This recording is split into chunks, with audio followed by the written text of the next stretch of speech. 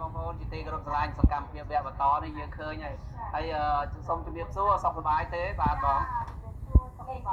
បាទហើយសូមឈ្មោះស្គាល់ឈ្មោះផងហេងសវណ្ណារីបាទឃើញហើយបាទពុកម៉ែបងប្អូនជួយ like ជួយ share បងស្រីផងហើយខាងនេះបងប្អូនស្រីប្រាថ្នាហើយអ្នកមីងខាតែខ្ញុំហៅគាត់ហៅតាម៉ាក់ខាដោយសារជាប់មាត់ជាមួយនឹងបងប្អូនបងកោហៅគាត់ម៉ាក់ខាហៅម៉ាក់គាត់ជិះទូទៅហៅ pass up ទៅវិញបាទអូយ៉ាងអត់យើងហៅអ្នកបដាអូអត់ខាសុំបៃតូមកមើលទឹកមកលេងមកនេះតោកលេងមកទឹកមកអូយស្រស់ណាស់អ្នកបដាហើយមិនស្អាតយ៉ាងនេះសកម្មភាពទី2ពុកម៉ែបងប្អូនទីគោរពស្រឡាញ់នេះកុំអត់ថតអនុស្សាវរីយ៍តិចទៀតទៅបានលឺសំឡេងជ្រៀងហើយតិចទៀតទៅបង្ហើសំនៀងម្នាក់ម្ដងបាទបងរិស័យក៏ម្ដងណាក៏ម្ដងពុកម៉ែបងប្អូនជាទីគោរពស្រឡាញ់ឥឡូវនេះសកម្មភាពថតអនុស្សាវរីយ៍ជាមួយលោកគ្រូជាមួយនឹងដំភរិយារបស់លោកគ្រូជាមួយបងបានរីជាមួយបងរិស័យបាទដងតារារិស័យហើយនោះអ្នកមីងខាទាំងពីរខា1ខា2មែននេះណាមិនខាធម្មតាទេគឺខា1ហើយខា2បាទមិនធម្មតាទេគឺថាថ្ងៃនេះសប្បាយរីករាយជាទីបំផុតបាទអនុស្សាវរីយ៍40ឆ្នាំបានជួបគ្នាបាទ40ឆ្នាំកន្លងទៅហើយតាំងពីជំនាន់ទសវត្សរ៍តារាទសវត្សរ៍80នោះបាទកាយវិការ1 2 3 1 2 3លេង freestyle អូស្អាតណាស់ខ្ញុំសុំ selfie មួយដែរណាបាទបងប្អូនឃើញជុំគ្នាខ្ញុំបានក៏ជាប់ដែរបាទ1 2 3 1 2 3ស្អាតណាស់ស្អាតអូសប្បាយបងប្អូននេះឆាហើយអូឆា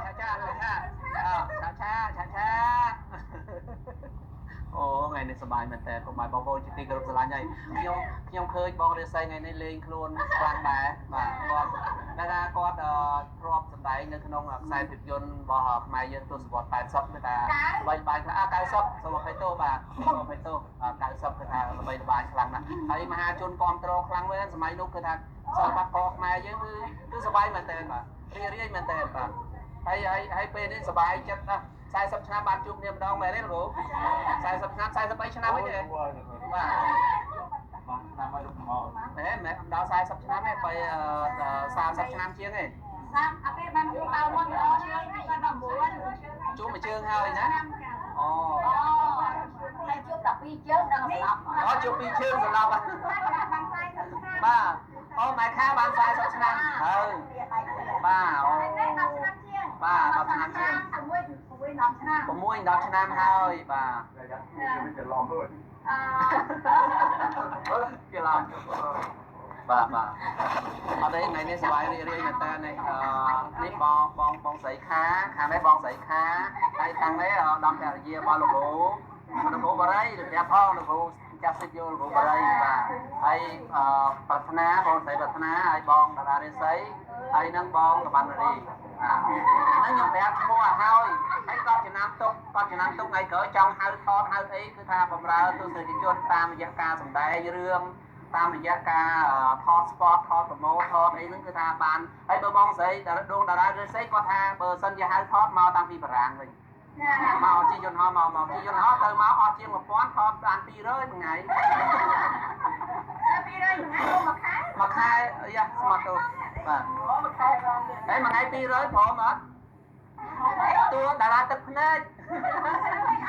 ថ្ងៃ200ព្រមដល់ឃើញទេអញ្ចឹងខ្ញុំជួយប្រម៉ូទឲ្យថាបងតារារិស័យគាត់ព្រមមិន200រៀលទេ$200អូ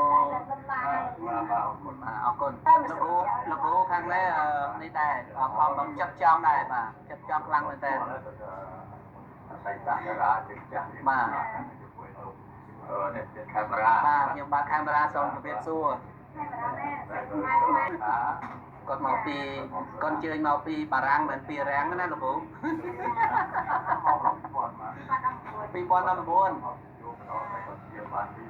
bà bỏ đây nè phải thế này ban ri bà bong say ban ri bà đây say mà bà rang đây và bà rang đi rang với nhỉ hàng pri về dương nó là bị ai em đó ôn kha là đấyก็คงเป็นนิยม เป็นนิยม แต่บ้านดาวตัวเขาดาวตัวธรรมดา ดาวตัวเธอธรรมดาเย่ก็หรอตัวไม้ยัยเดินเขาเลยlàตัวไม้nhữngตัวธรรมดาเนี่ยใส่ก็พอต้มผักขาวเนี่ยตัวเล็กเด็กคนแต่เจ้าตอนอยากไปอย่างยุ่งนึกไปใส่สันปะมายังไม่ได้บอกไอ้ที่ใส่ và xong nhà bong non lê đường trang lê bong bong cái áo nhiều តុំលេងណាបងប្អូនគឺពុកម៉ែបងប្អូនជាទីគោរពស្រឡាញ់សូមតាមដានទស្សនាបាទសូមជាស្រ័យផងមែនទេជំរាបឲ្យបងជាគោមួយម៉ាត់ទេលោកគ្រូឲ្យបងតារារិស័យជាគោមួយម៉ាត់ទេ ជាបានទេ ជាបានទេណោះទៅដាក់គោមួយបាត់មួយបាត់ គឺមកក្រឡងអូនខំចាំមិនដែរខ្វល់មិនលែងបែងមិនបានប្រាំរែងខ្វល់ផ្ដាំតាមខ្យល់ចលបងខានទៅសាឆ្ងា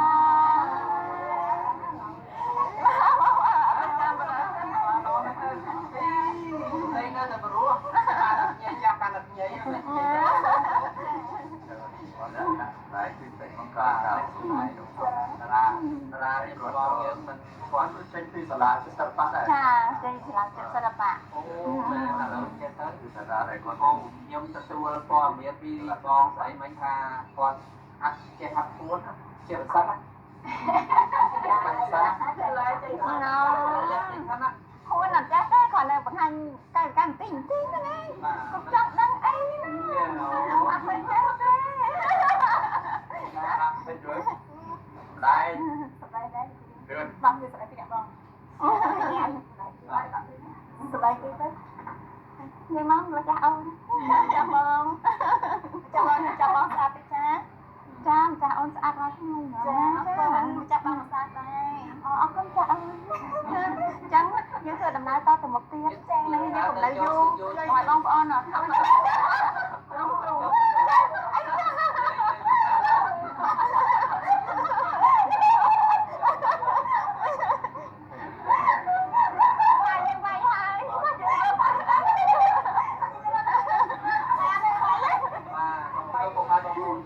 ឡាញ់នេះកម្មវិធីសិល្បៈស្បាយស្បាយចា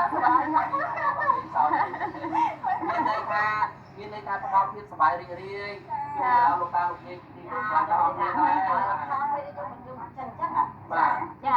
បាទតែខុសត្រូវយ៉ាងណាក៏ប្រកាន់ណាបាទប្រកាន់ឲ្យសោះបាទនេះសោទេបាទ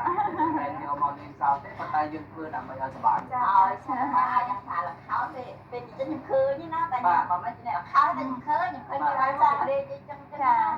ដាក់អីអានោះទូប្រុសវាយចឹងចាបើស្រីចាស្រីបីហ៊ុនចាតែបានចាស្រីអរគុណច្រើនយើងជួបគ្នានៅសកម្មភាពវីដេអូវគ្គក្រោយដែរបាទយើងជួបគ្នានៅក្នុងបទចម្រៀងទៀតហ្នឹងអើមកនេះបងគាត់ជួយមកបងអូគាត់ជួយមកបាទមកណាចាដាក់ទឹកយើងដាក់ហ្នឹងដែរ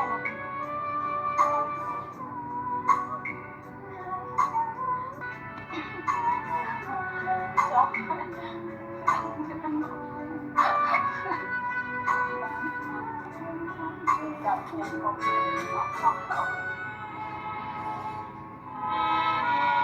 ូមគោរពដល់ដួងវិញ្ញាណក្ខន្ធអស់លោកស្រីអ្នកនាងកញ្ញាកវីនិពន្ធតារាចម្រៀងតារាសម្ដែងនិងវីរៈសិល្បករដែលបានបាត់បង់ជីវិតទាំងអស់សូមបានសោយសុខនៅក្នុងស្ថានសួគ៌ក្នុងភ្នូរវិមានកៅមាសកំបីឃ្លៀងឃ្លាតឡើយ